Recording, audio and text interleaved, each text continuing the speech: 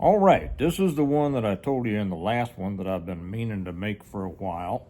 And since I made the one earlier today about us sending our SF down into Mexico, that just kind of brought this around. And that is that you, as a prepper or a PMP, a preparedness minded person, ought to emulate Army Special Forces or the Green Berets instead of the SEALs and MARSOC and Air Force PJs and all that. You need to be more like the Green Berets. Well, why is that, Steve? What do you got against those other guys? No, I don't have anything against those other guys, but there's something different about Army Special Forces that are going to do you well. And before I get into that, if you're one of the few people, who am I, in case you stumbled across this? I am the author of the Stonemont series, Steve Smith. If you haven't read it, if you're one of the few in the world who hasn't yet read the Stonemont series, you need to, because it's got the lesson that I'm going to talk about today in there. It is the complete guide, I say, to preparing for, surviving, and rebuilding after a total collapse of everything. It's about a world-killing CME and how a prepared family, as a result of their preparedness, is able to continue living a great life and help other people. You can get them through Amazon. It's the reversion, the revival, the renewal, and appeal to heaven, the blessings of freedom, hostages to fortune, and the latest one on Wings Like Eagles. Yes, I'm working on number 8. You can get them through Amazon, or you can get them directly from me through our website, stonemont.us. The links are right down below. I love it when you get them from me, because then I get to sign them for you and write a little note in there. And you'll love the story, and you'll learn a lot. Okay, now, why should you be like a Green Beret? I say that. I have so many friends, and I don't know why, because I was never in the military. I never really cared to go in the military. I'll tell a funny story about that over on the Patreon channel, probably. And it just has to do with certain parts of my personality. You know, people are different. But for some reason, and I don't know why, I have had so many friends in Army Special Forces. I haven't known that many SEALs, or I've known some recon guys, but I've had so many friends in Special Forces, going clear back to Vietnam. I don't know, for whatever reason. And so I am saying this not as a guy who is one and says, you ought to be like me, but a guy who has seen it from the outside and is saying, you ought to be like them, okay? Now, what's the difference between these different special operations groups? The difference, well, they're all taught to how to kill, right? And for people in preparedness, or anybody else who thinks that killing is what it's all about, in life or preparedness or whatever, well, the SEALs, they appeal to you. Marine, what do they call them nowadays? We used to call them recon, MARSOC, Raiders, all that. They're all about you. For people who like to save people and help people, the Air Force PJs are for them, and that's good. Those guys, from what I understand, I've only known one, and I didn't know him well. He's a nice guy, so I can't really speak to that. But if the people who are about killing, who see preparedness and survival fairly one-dimensionally, all those other special operations groups are very attractive. The difference between those other groups and Army Special Forces, or Green Berets, is that Green Berets don't just know how to kill people, they know how to deal with people. Deal with people, because that's their job. They're sent to work with indigenous groups to develop insurgencies, counterinsurgencies, all over whatever. They can get along with anybody. Every guy I've ever known who was in Special Forces, they can be some of the most dangerous people you've ever met. But if you don't know that, you wouldn't know that, because most of them have a smile on their face most of the time. Okay?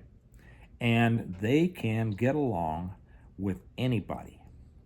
And that's because they are not just out there in a totally adversarial role. Okay? They are teachers. They are instructors. They understand the communities that they deal with. And that's very important. And that's why, when I already told you I don't agree with us sending those guys down into Mexico, but watch my other one if you want to know my reasons for that. And I've talked about that before. But the lesson there is very important for people in preparedness and survival. You know, there is this idea in preparedness / survival, and so many of the SHTF novels, well, I assume, I haven't read very many of other people's. I write my own, I don't read other people's. But it's a lot of violence, right? It's a lot of killing. Oh, a cool way to kill. Kind of like the movies that people love nowadays, right? I mean, they love John Wick. They love, which is, I mean, if it's something you enjoy for mind candy, it's not my thing, but I'm not going to say what your thing should be, okay? But that doesn't get you anywhere. That is not real. That is not life. And when you're thinking about and talking about real preparedness in whatever kind of situation comes along, whether it's the loss of your job, whether it's a total collapse of the world, your ability to get along with other people is one of your most important skills. Okay.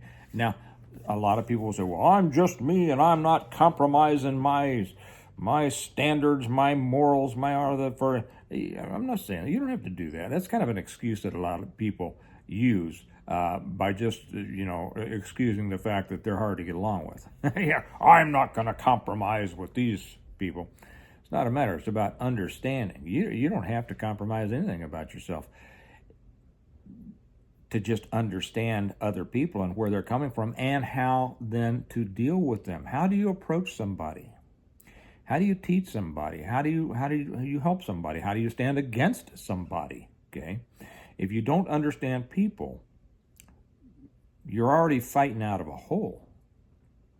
You see? So the ability to get along with people. So you lose let's take it from the smallest to the biggest, right? You lose your job. Or let's take it even smaller than that. Your trash company. I use this one because this was funny. My trash company forgot to pick up my trash can one week. Now, did I call them and go, rah, rah, rah, rah, I pay good money to have my trash picked up and I expect it to be picked up every week and blah, blah, blah? No. Have you ever heard the term that you get more flies with honey than vinegar? I called them up and said, oh man, I don't know what happened. I think your guys missed my house today. And I chatted. First off, when she answered the phone, hi, this is Carol. Hi, Carol. Hey, this is Steve Smith out here at blah, blah, blah. I don't know what happened, but it looks like your guys missed my trash can, if I'd done it the first way, well, I would have created an immediate adversary. There would have been an argument, okay?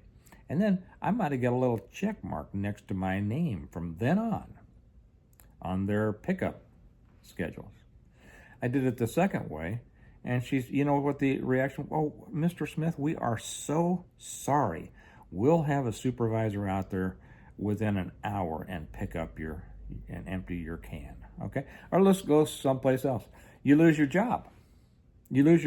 I've known this too. I've known guys who have lost their jobs just because they were assholes, right? Just because they were hard to get along with. Just because, well, this is my way, and I'm just me, and I'm not changing the way I am. They lost their job. You know how easy it was for them to get another job? Not very easy. See, because of the way they are.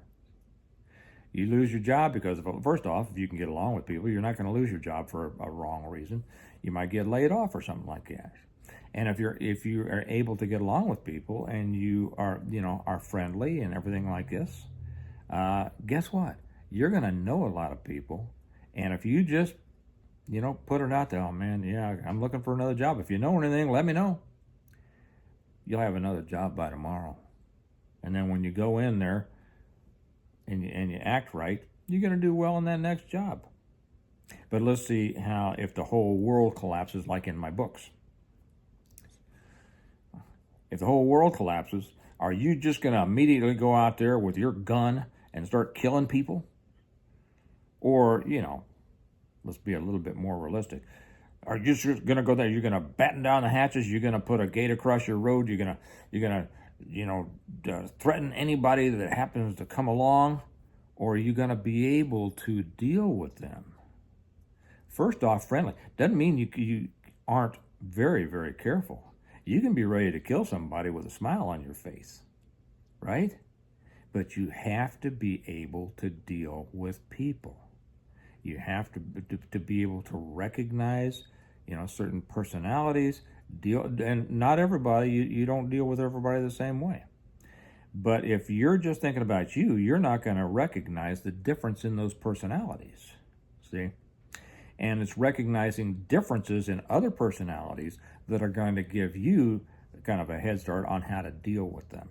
Some people are going to respond a little better to helpfulness. Some people are going to respond a little bit better to, assertion. It doesn't mean you're a bully. It just means assertion, right? Other people, believe it or not, can respond very well if you make them think that they're helping you, okay, by acting confused. I don't know what the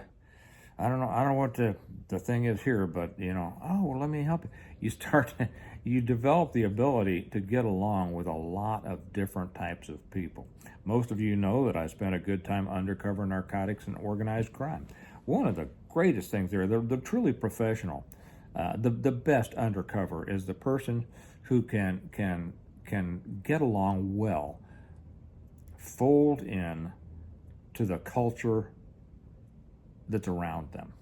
Okay, and I mean we could go from working motorcycle guys in the afternoon to usually not in the afternoon, but in the evening or late at night, to kind of upscale mob guys later on by doing nothing but changing our shirt and brushing our hair. The ability to understand and properly relate to different segments of society, different types of people, is very often the difference between success and failure. And that's what the Green Berets do so well. Okay, they don't go in there with a bunch of with a lot of ego. They don't go in saying we're just gonna wipe out everything. You know those guys who used to wear those T-shirts, kill them all and let God sort them out. I mean, they can if they need to. They're very capable people, but they're capable not just in one area. They're capable in the area of people, and that's what's so important. And that is the lesson you can learn. So, to all my friends out there in the SF community, a big compliment to you, because, and I tell you, I'm not sure I've ever met an SF guy I didn't like. And I mean, some of them were really on the shall I say, I don't know how to say, extremely violent end of the stick, but they were also able to function very well in polite society. So take that lesson. Take that lesson, and if you really want to learn more about that, remember my books, the Stonemont series. You will love the series. People call it the best series for preparing for, surviving, and rebuilding after a total collapse of everything they have ever read. I won't disagree with them. That's why I wrote them, and I agree. But develop your people skills. Too many preppers out there are too proud of the fact that they are lone wolves, and it's just all about me, and I'm not letting anybody else in, and everybody who's different from me is wrong or bad. And that's simply not true. And if you have that kind of attitude, the only one you're hurting is you. Okay? So, emulate those guys, and you will do well. Okay? All right. You all have a good day. Remember that we prepare well today in order to live well tomorrow, and I'll talk to you later. Bye-bye.